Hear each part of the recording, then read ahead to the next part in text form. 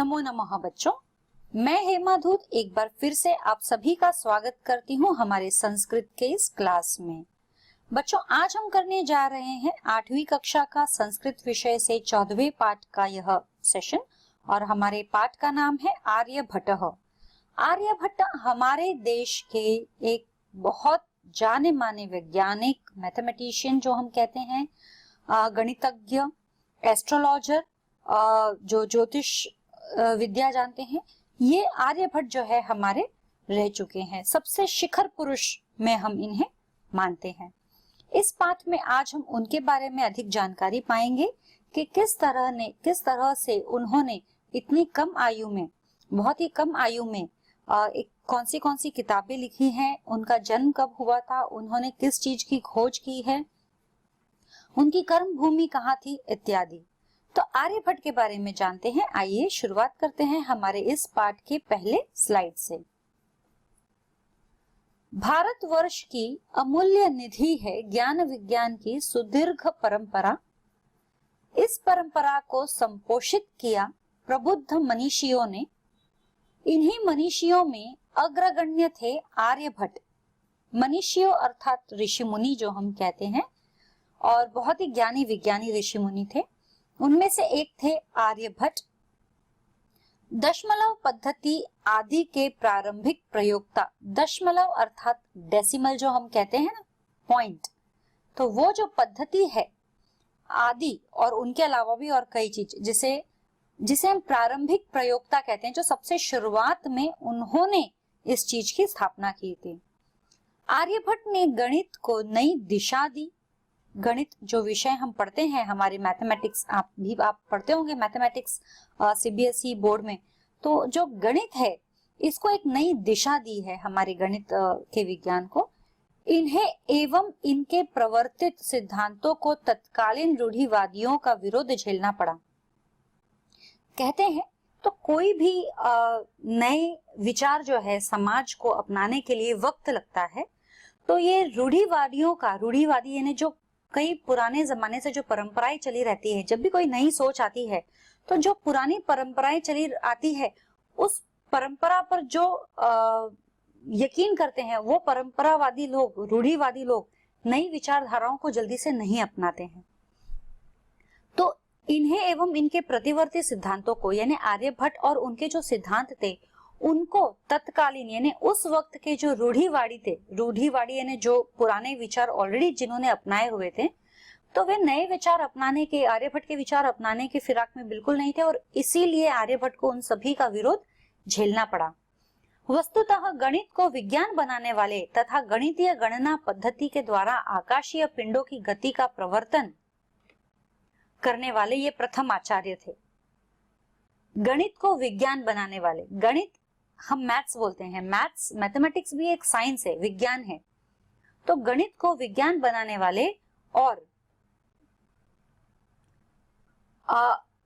Mathematical calculations के द्वारा आकाशीय पिंडों यानी स्टार्स, प्लैनेट्स जो है, जो प्लैनेट्स घूमते हैं, पिंडों की गति, पिंडों जिसे हम कहते हैं यानी प्लैनेट्स, तो वो जो घूमते हैं अपनी धुरी पर, तो उनकी गति, तो इन सब का प्रवर्तन यानी जानकारी मैथमेटिक इक्वेशंस के द्वारा ये जो हमारे आर्यभट्ट थे ये प्रथम आचार्य थे, प्रथम ऐसे गुरु थे जिन्होंने मैथमेटिकल इक्वेशंस के द्वारा इन प्लैनेट्स के मूवमेंट्स को, इनकी स्पीड को जाना।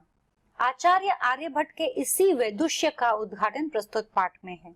तो आचार्य आर्यभट्ट के इसी जो नॉलेज है, ये जो उसका हम उद्घाटन यानी उसके बारे में एक शॉर्ट में हम इस पाठ में प्रस्तुत करने जा रहे हैं।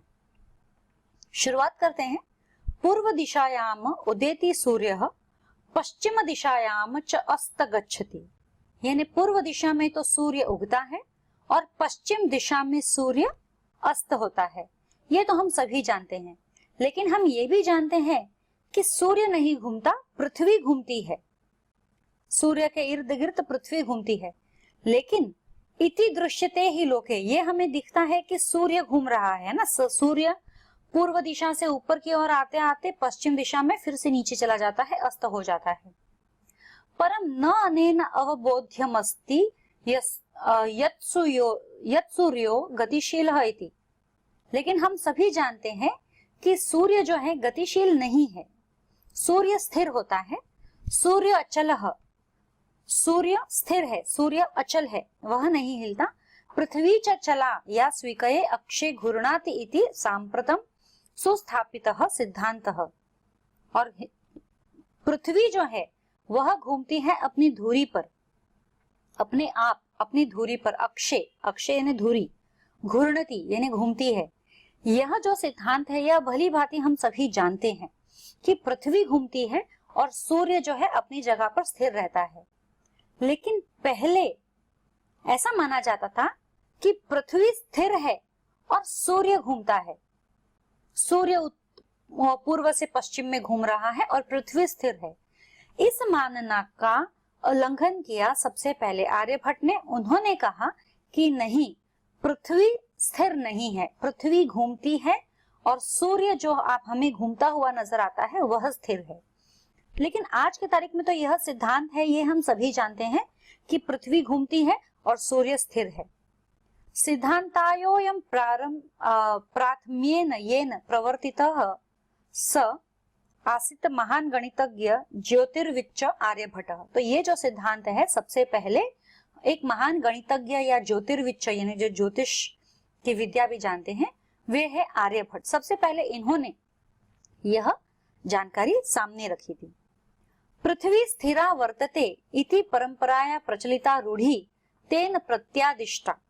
तो सबसे पहले उन्होंने इस रूढ़ी के खिलाफ कहा कि पृथ्वी जो स्थिर है, और यह जो परंपरा है कि पृथ्वी स्थिर है वह गलत है। सबसे पहले इस रूढ़ी को उन्होंने तोड़ा कि पृथ्वी स्थिर नहीं है, पृथ्वी घूमती है। तो उस वक्त तो यही प्रचलित था कि पृथ्वी स्थिर है। तेन उदाहरत यद गतिशीलायाम नौकायाम उपविष्टः मानवः नौका स्थिरामनुभवति अन्यान च पदार्थान गतिशीलान अवगच्छति। उन्होंने इस बात का उदाहरण भी हमें दिया, यह कहकर कि पृथ्वी घूमती है, स्थिर नहीं है, पृथ्वी घूमती है। लेकिन हमें क्यों महसूस नहीं होता है, हम पृथ्वी पर रहते हैं तो हमें क्यों महसूस नहीं होता है कि पृथ्वी घूमती है।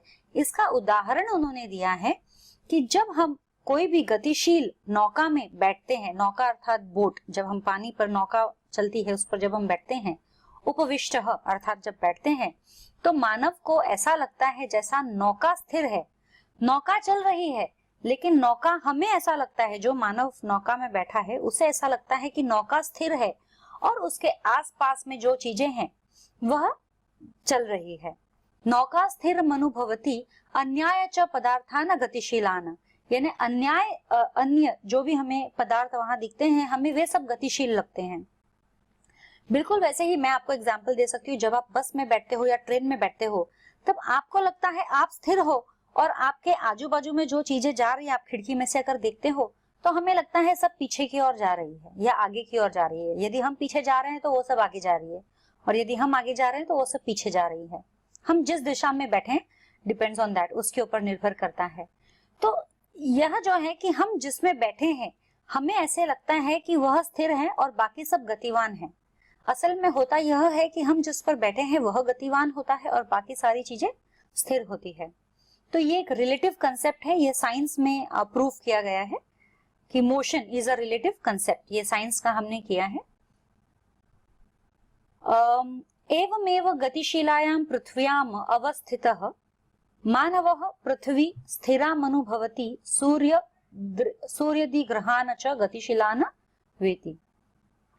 तो यह गतिशील जो है पृथ्वी है उसकी अवस्था बताते हैं कि मानव जो है पृथ्वी पर है, जो कि पृथ्वी गतिशील है, लेकिन मानव अपने आप को स्थिर अनुभव करता है और हमें मानव को लगता है कि सूर्य घूम रहा है, लेकिन सूर्य स्थिर होता है और गतिशील जो है पृथ्वी होती है।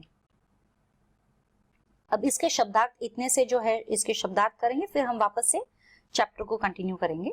लोके, लोके यानी संसार में, अवबोध्यम समझने योग्य या जानने योग्य, जानना चाहिए।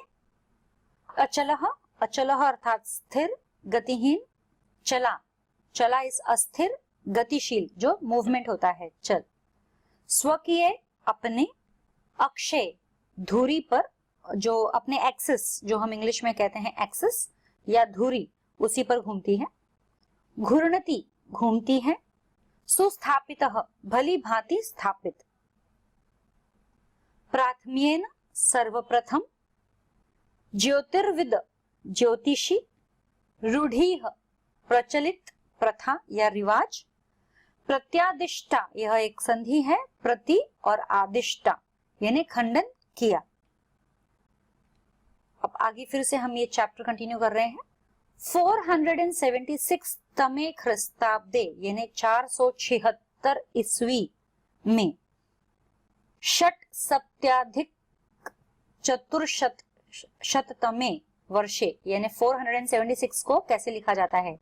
सबसे पहले जो है एक यूनिट्स का हमारा नंबर होगा षट, फिर 70 सप्तत्यधिकच है ना, 70 सप्तत्यधिकच और 400 है चतुर्शततमे, चतुर्शत है ना। तो इस तरह से ये हमारा 476 हो गया है। तमे ख्रिस्ताब्दे आर्यभट्टः जन्म लब्धवानीति, आर्यभट्ट का जन्म हुआ था इस साल में 476 ईस्वी में। और ये हमें कैसे पता चलता है आर्यभट्ट का जन्म इस साल में हुआ, कैसे पता चला? यह उन्हीं के द्वारा, आर्यभट्ट के ही द्वारा लिखी गई एक किताब है आर्यभट्टियम यानी लब्धवानीति तैनेव विरचिते, विरचिते यानी उनके द्वारा ही, तैनेव यानी आर्यभट्ट के द्वारा ही लिखी हुई आर्यभट्टियम इत्यस्मिन् ग्रंथे, इस ग्रंथ में उल्लेखितम यानी उल्लेख है इस ग्रंथ में उनके जन्म का साल। ग्रंथोयम तेन त्रयोविंशतितमे वयसि विरचितः, और यह ग्रंथ उन्होंने जब वे केवल 23 वर्ष के थे तब उन्होंने लिखी है। त्रयोविंशतितमे यानी केवल 23 वर्ष के थे तब उन्होंने यह ग्रंथ लिखा था।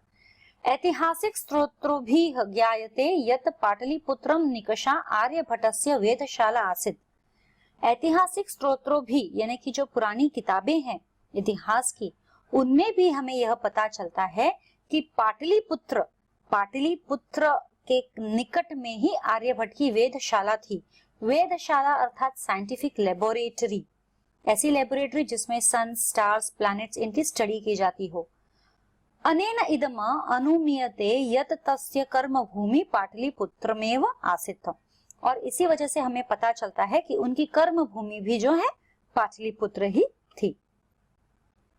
अब इसके मीनिंग्स जो है, ख्रिस्ताब्दे, ख्रिस्त और अब्दे यह संधि है। ईस्वी में षट सप्तति 76, षट यानी 6, सप्तति 7 या 76, 76, वयसी आयु में, अवस्था में या उम्र में, निकषा निकट, वेधशाला ग्रह नक्षत्रों को जानने की प्रयोगशाला, आकलनम गणना। So what did we learn today बच्चों? आज हमने क्या सीखा?